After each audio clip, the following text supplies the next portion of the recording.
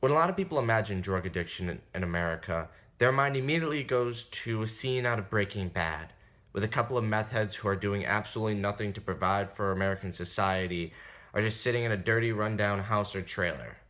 But the reality behind drug addiction and alcoholism in this country is far more complex. Some of these things start out as just athletes who happen to get injured and then get prescribed opioid painkillers and then stay hooked on them even after they've been taken off of them. It's the kids, even young kids, kids from all different backgrounds and all different places, kids just like yours, who fall in with the wrong crowd and who become hooked on these drugs that your friends get them to try. It's the person who fell on hard times and used alcohol to get by, but when the clouds part, does not know how to stop. That is the real face of addiction in this country.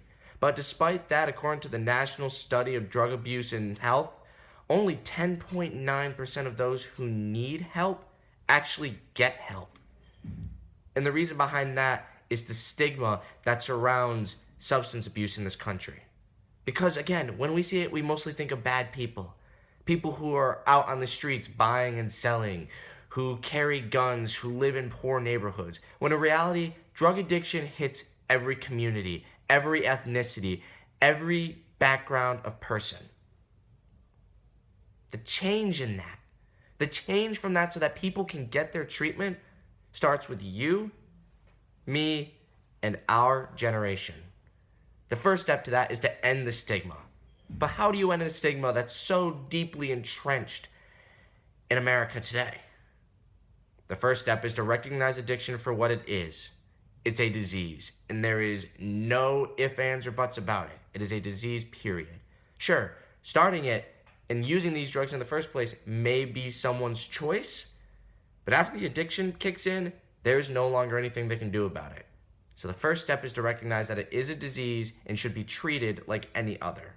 Secondly, we need to reach our hands out to these folks who are suffering and struggling, and say, I don't know what you're going through exactly right now, but take my hand and I'll get you the help you need. Get them help.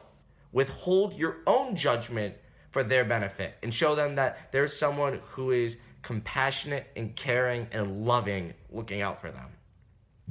There's an old saying that goes along the lines of, see the person for who they are, not the drugs they use. Don't see them for the skeletons hiding in their closet or the demons in their eyes. See them for who they are as a human being who deserves love and compassion and treatment for the disease that they have. But the people around them have to create the change that makes it comfortable enough for them to reach out. And again, that's where we come in. That's where our generation becomes the generation to finally end the stigma, to finally unleash these people from the shadows, to let them get their treatment, get help, and live their lives. I know you want to be part of the change, and I want to be part of the change too. So take my hand.